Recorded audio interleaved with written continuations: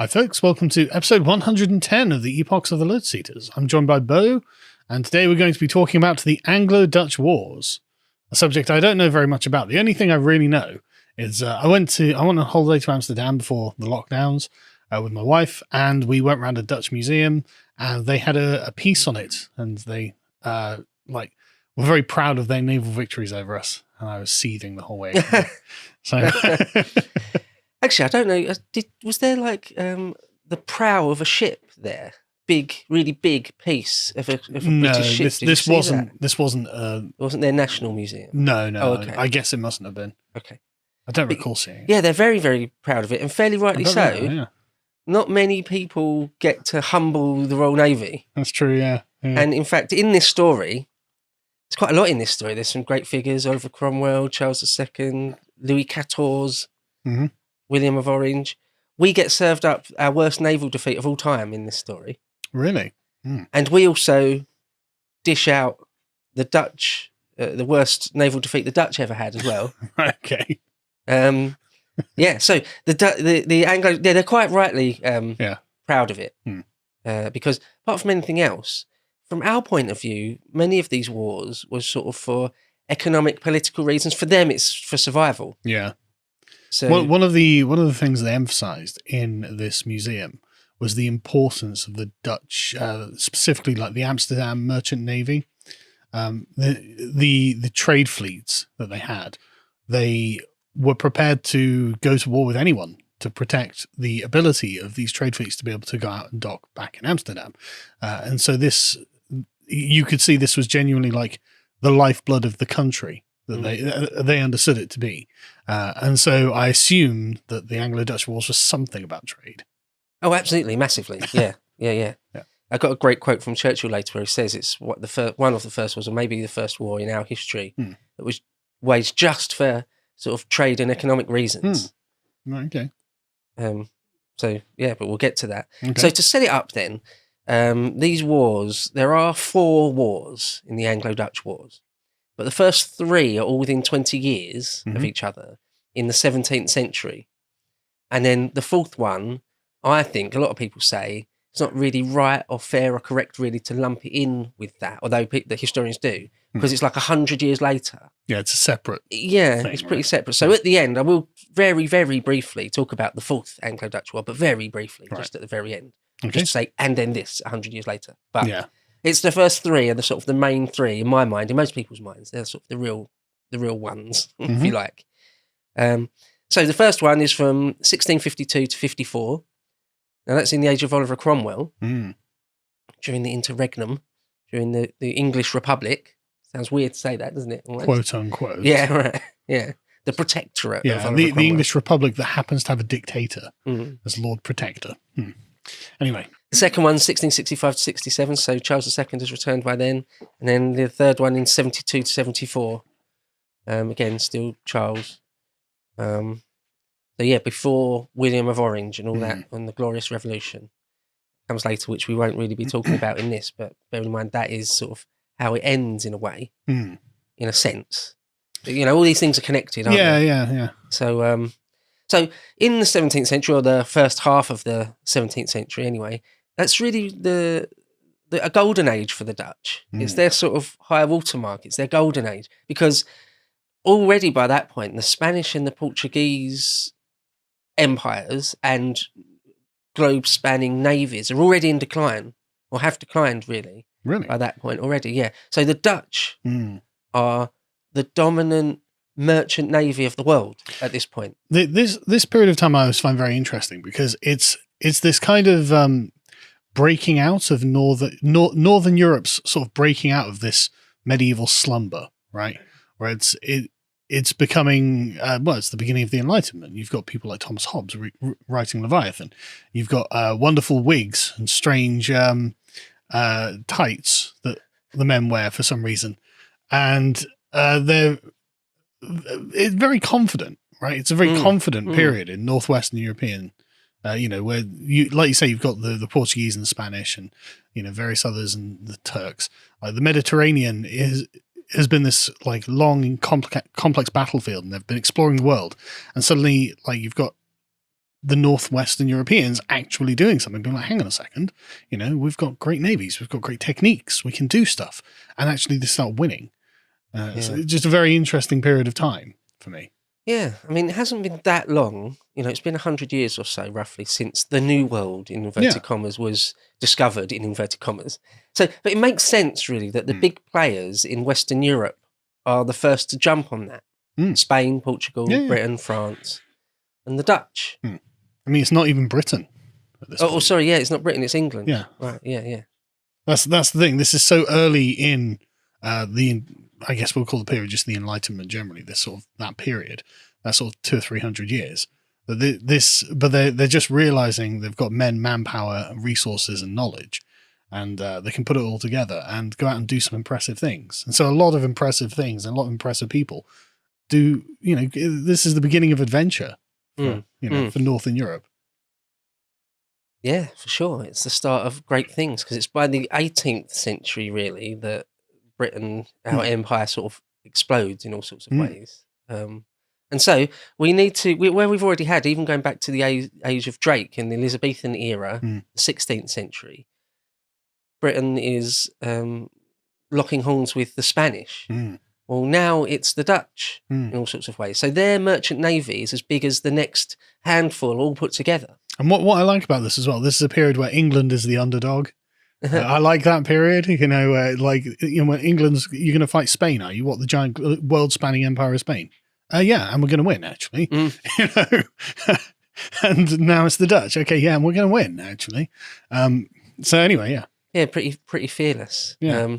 Well, after Oliver Cromwell, or sort of after Charles I, so during Oliver Cromwell, he sort of puts his house in order, if you like, creates the complete supremacy of Parliament, and then beats the Scots and the Welsh and the Irish, and then goes further abroad, has a war with Spain, has a war with the Dutch. The thing is, Oliver Cromwell, perhaps, obviously, is a religious zealot. He's a Puritan, a sort of an ultra Protestant. Yeah, that's what he is.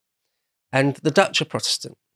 So there's a line in Churchill saying that he loathed the war. He sort of had to do it or felt he had to, for political reasons and all sorts of reasons I'll get into, economic reasons. But the quote is, he loathed the war against the Protestant Dutch. If anything, he wanted to fight with them against Spanish. Yeah, the Catholics. So that's something to say, that where we're not sort of truly Britain or anything yet. No. The Dutch aren't sort of a united Holland or a united Netherlands. They've just come out of an 80-year-long war. It's called the 80 Years' War against the Habsburgs, against Spain. Yeah. It was the Spanish Netherlands. And so they've only sort of fairly recently won their independence from Spain, sort of all places. People that aren't familiar with Europe in the 15th, 16th, 17th century, they find it weird that Spain controlled sort of Belgium and Holland and stuff. And what the Habsburgs like the Austrian, like Eastern Europe, something like that. They had like patchy holdings all across Europe, right? The Habsburg, yeah. And so like the Netherlands was just one of these things. And but one thing I find interesting is, I think that the English have always had a bit of an affinity for the Dutch. They've always kind of liked the Dutch because the Dutch always seemed kind of like us in a way. I mean, presumably it's because, literally like the Anglo-Saxons came from the same sort of region, right? And so like they probably would have been, tribes that had been on that area that had just moved across, and they were the ones that didn't. And so there's always been this kind of sort of cultural affinity, I think. And the fact that they are Protestants, I mean, they a lot of the time they do feel kind of like Englishmen on the continent, right? Like I used to live in Germany. We used to go to Holland all the time. It just felt like a nice place. It's just like, again, it felt like a well-tended garden, actually, and it's, as an Englishman, I could relate, and so, and they've got the same sort of value system that we have. They value trade. They value, Protestantism. They value all these sort of similar things. So it does feel like a bit of a brother war, Definitely. It doesn't feel like a brother war when we're fighting the Spanish or the French or the Germans, but with the Dutch, it's like, why are we, okay, we have to fight if we have to, but like there's no venom in it for me. you know? Fighting the French is like fighting a hated cousin. Yeah. Rather than, yeah. No, I think there definitely is an affinity between the English, specifically English, and the Dutch. Going back a long, long way. Yeah, like their patterns of speech are very similar. Their sense of humour is very similar. Their culture, their religion, all sorts of things are very, very similar. Trade and immigration between each other is very, very close. Again, for centuries and centuries. Yeah. Same with the Norwegians as well. Sorry? Same with the Norwegians as well. Like the Norwegians, there seems to be a strange sort of affinity that we have for them. But anyway. But with the Dutch, particularly so. And that's something I wanted to point out, and especially with the Protestant thing. For a while there in Northwest Europe, England and the Dutch are sort of, as far as the Catholic world are concerned, are like the two stop-outs of Protestants, like the annoying Protestants. Evil, conspiring Protestants. That won't give up and sort of staunchly Protestant and will never give in on that. And again, from the Catholic point of view, must have been very annoying. Yeah.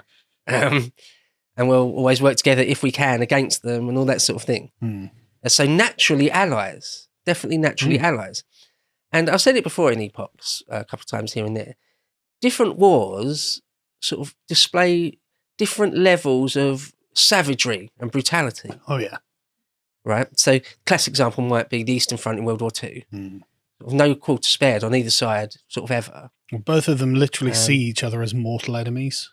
As subhuman. Not only are these the ancestral evil of the Germans and the Russians, but now it's an ideological distinction, Nazis and communists. I mean, it's just, you don't want to fight that war. Extrajudicial killings, torture, all sorts of stuff. Oh, yeah. Just civilian massacres is just totally normal. One thing that springs to mind, again, to mention, it couldn't be an Epochs if I don't mention the Peninsular War. Sure. In the Peninsular War, the English and the French would quite often, like very, very easily have a parley where both sides go and collect their dead and go and collect water from a water source together and shake hands and things.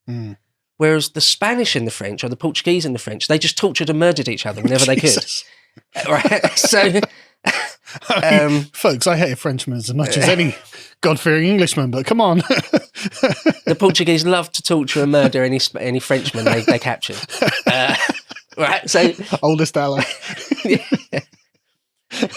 So this war between the English and the Dutch is very pleasant as far as wars go. Yeah, You know, sometimes gentlemanly. There's sometimes in a boxing match or an MMA fight. Yeah. At the end, that both men are bloodied and lumped up, and they hug. At the end of a fight. And there's no enmity between them at all. That's what this is a bit like. In fact, even when I'll get into the details of it, even when they serve us up our most humiliating naval defeat of all time, the general consensus maybe not at the time, but soon after, certainly the historical consensus from our point of view is a bit like, oh, well done. Good show, chaps. Yeah, good shot. You got me there. Fair dues. We'll get you next time. Yeah. Rather than like stewing on it for all time and feeling a bitter pain deep inside. No, it's like, oh, well, good, well done. Give you that one. It's this interesting sort of peerage between these countries, right? Like England and France are kind of peers, like the Dutch are the peers. They're part of this group of nations that consider themselves essentially equals. Right? And so it doesn't have to be an evil, knockdown, bloody, malevolent fight, right? It's not. That's not what it's about for some reason. Yeah. Whereas for Portugal, it probably is about that, right? I think also in these cases, in the Anglo-Dutch wars, that it is about politics and money more than morality. More than just no side ever thought they were going to sort of genocide the other side. There's nothing like that. It's not about that. Not even trying to conquer each other's countries, are we? Yeah, not really. Yeah, not really. No. Maybe change their government, but we're not going to try and kill every man, woman, and child. Burn down all your farms or anything like that. We're trying to control the sea lanes or something. This isn't about taking, exactly. So I definitely think that's worth saying. And there's this other thing about sort of Northwest Europe Protestants, not just Protestants, but Northwest European people, that it's not surprising perhaps that it was the Dutch of all people that was sort of, because it's a really small bit of land, quite a small population, Why did they have the world's biggest merchant navy and like the first sort of global empire, like out in the East Indies and stuff? Why them? Well, they're enterprising, right? Yeah, so it is pretty much as simple as that. A bit like the English, a bit like the Germans, a bit like to a slightly lesser extent, the French and Spanish. Doing a job properly. I wouldn't call the Spanish enterprising. I wouldn't say they did the job properly. To begin with, on some level, they'd put together ocean-going galleons before. Sure, but like maybe I'm taking a different approach to the tone of the word enterprising. Yeah, rapacious, pillaging. Well, they're sort of at least mildly capable. Sure, right? Because some people, some nations, sort of just aren't really capable. So was Timur the Lame, but I wouldn't call him enterprising. Okay, fair enough. The Mongols were very capable, but I wouldn't say they were enterprising. But like even like the Italians, why is it places like Genoa or Venice or Porto or Portugal? Why is it places like this or the Dutch or the English that were able to go round the world rather than, why not Croatians or Turks or our people from North Africa? I am actually build boats. I'm a very staunch geographic determinist in this regard, right? And I put it down to literally how these places are constituted, because all of the things that you've just mentioned there have basically the same properties. They are a small part of land on a coast. And so they don't have a vast hinterland of population to draw from, like, say, the French or the Spanish or, the Turks or whoever. They don't have subject populations that they have to deal with. They've got, in fact, big, scary neighbors that they have to deal with. And they have access to the sea. Like, this is a lifeline. This is a way of freedom to the open world, to be able to get the resources of the world to come to you. You didn't have to control the Silk Road, for example. You could literally bring boatloads of whatever. And so I think it's literally because of the geography of the places, having a big scary neighbor and having a lot of access to the sea and a small landmass and a densely populated area. I think it's all that. Yeah, quite possibly. I'm sure it's at the very least, that's a massive part of it. Yeah. Right.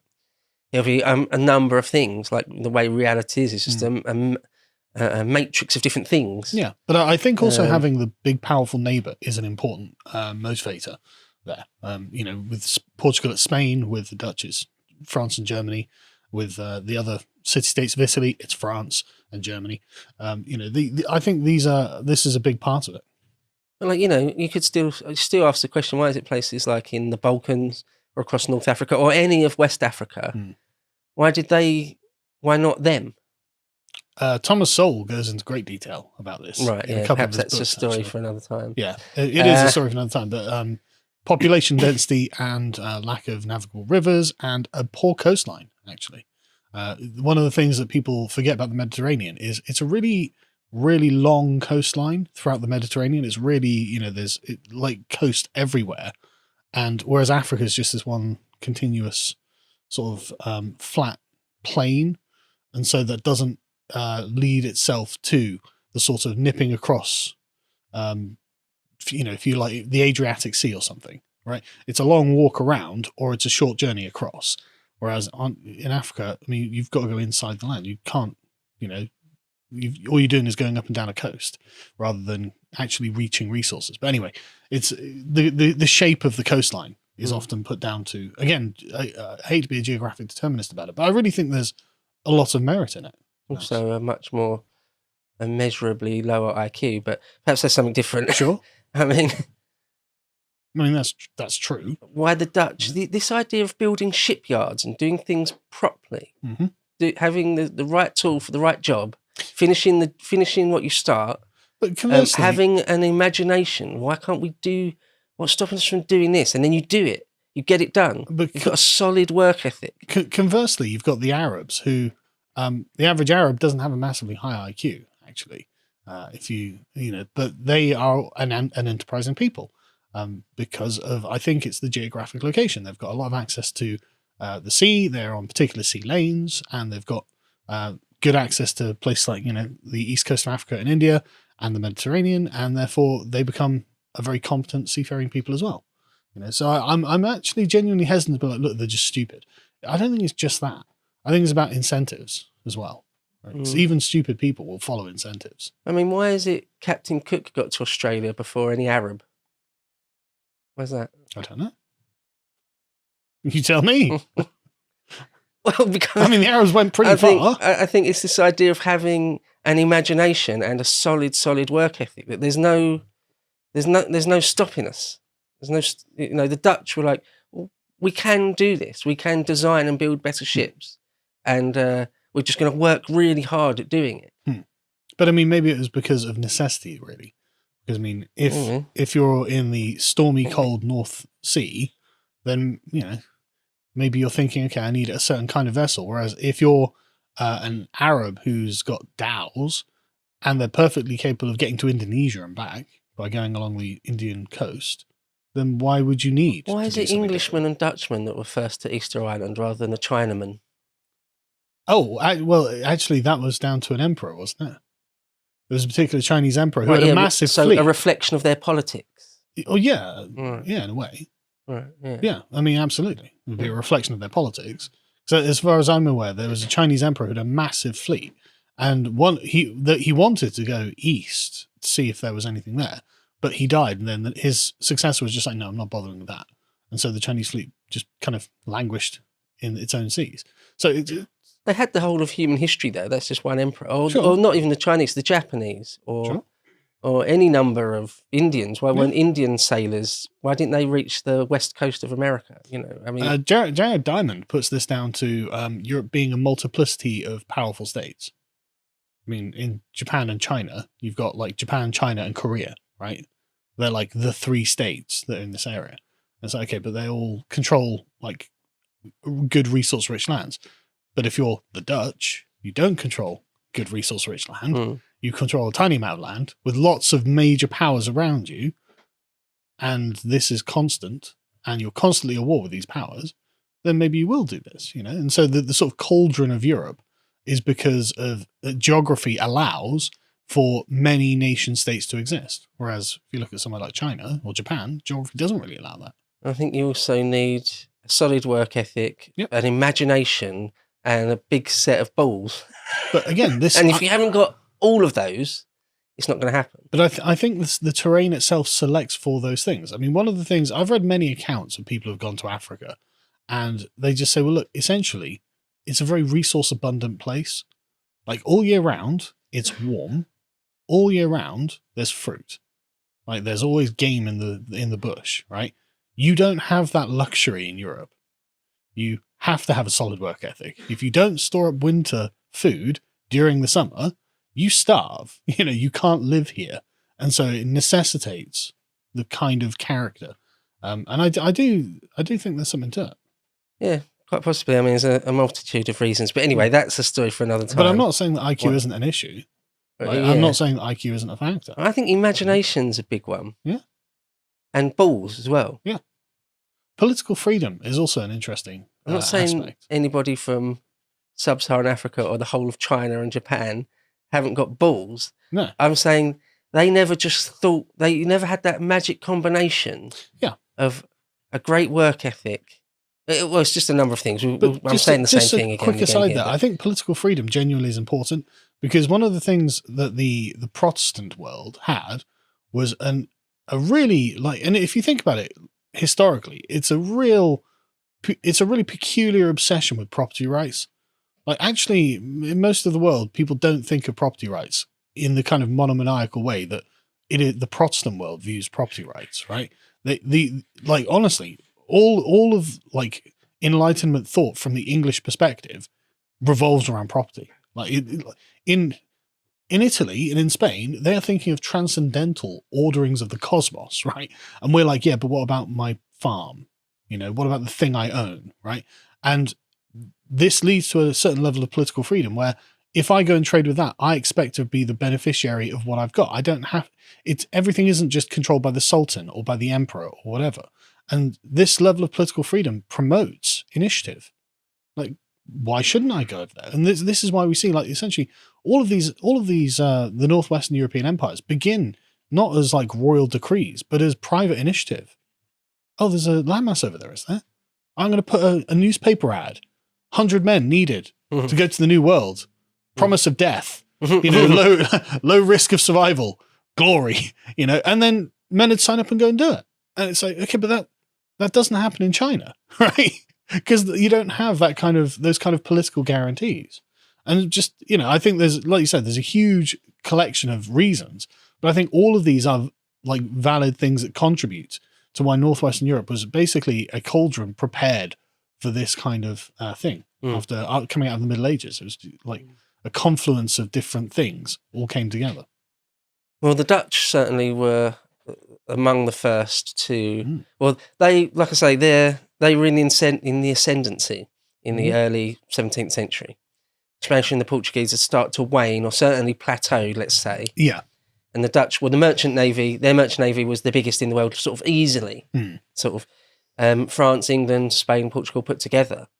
More, I think, even the Dutch. So they were really sort of the best around in terms of a merchant navy. In terms of military vessels, they were still among the best, but Britain rivaled them, arguably was already ever so slightly better.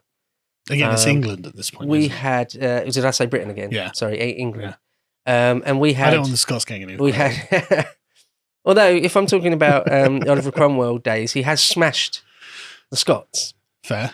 But yeah, it's England. Yeah. Like our largest warship was bigger than anything the Dutch had. But in terms of numbers, they're about the same. One of the things the Dutch had, a lot of their ships had quite a shallow draft, right. Because they had quite shallow waters that they had to build their ships in. So they weren't necessarily the best ocean-going ships. Like we had a few deep water ports, like Plymouth and Portsmouth and stuff. So we could design and build some ships that were a bit better ocean goers, but that meant in shallow waters they were less maneuverable, so probably slightly less better at engagements in shallow waters. So anyway, our design of ships were a bit different, but our military navies were sort of on a par here. It is, yeah, we're nowhere near the undisputed masters of the sea in any way at this point. So under Oliver Cromwell, our relationship with the Dutch had begun to sour, because where we'd always been sort of staunch allies with them against Spain, and Oliver Cromwell wanted to have, or did in fact, have wars with Spain, we would be sort of natural allies. But our relationship soured a bit because just a number of things. So, for example, when they got independence, they sort of stopped being such a staunch, sort of, like a de facto ally against the Spanish. They were like, we need to settle down for a few years here, or a few decades, or a few generations even if we can. We need to sort of stabilise ourselves. We've just been at war with Spain for 80 years. What more do you want from us, guys? Sort of thing. Yeah, give us a chance to breathe. Give us a chance to sort of really take off here. And also in the world, there was tension between our overseas territories. So, for example, in Indonesia, there was sort of a small massacre, Dutchmen killing Englishmen in Indonesia over over holdings and economic and trading rights and things like that. So while something like that isn't enough to just start a war in and of itself, it isn't forgotten. And back in those days, countries would be would be quicker to go to war with each other. Now, for example, the idea that, say, England and France might go to war over the dinghy people, because nukes are on the line, it's not. Yeah. Whereas back then, something really small could be like, right, we're at war now, we're going to war over that. Like something really quite small sometimes. I'm reminded of the War of Jenkins' ear. Right. Right. A guy got his ear cut off and that was it. War, which, I mean, don't get me wrong, I don't disagree. But I think that's a great example of what you're talking about, right? They could be quite blasé about war, and you could come to terms and end a war quite easily as well. Yeah. Like now, especially when we're used to the examples of World War I and World War II, it's like, well, if we do go to war, it's going to be a bitter thing to the very end. Well, it doesn't have to. It didn't have to be like that. You know, there's this interesting modern view of the sort of sanctity of the nation state. Any of your territory is all of your territory, essentially, is the way it looked at. Whereas in this period of time, it wasn't that. You know, oh well, the Dutch control these islands. Okay, well, we can take them off them as a part of this peace settlement. You know, they'll cede these to us, and that's totally normal. But that's just not what happens in the modern era. This is what's going on in Ukraine and Russia at the moment. Like these two majority Russian oblasts. It's like, why not? If I were Ukraine, I would have just been like, okay, we'll just cede them to Russia. I mean, I don't, you know, like, and I'm just being a pragmatist. I'm not saying either good or bad either way. But in previous eras, that's what would have happened, and that would have been a negotiating position that the Ukrainians would have taken. It was, but now it's all or nothing. Oh, now the entire country's on the line. It's like, okay.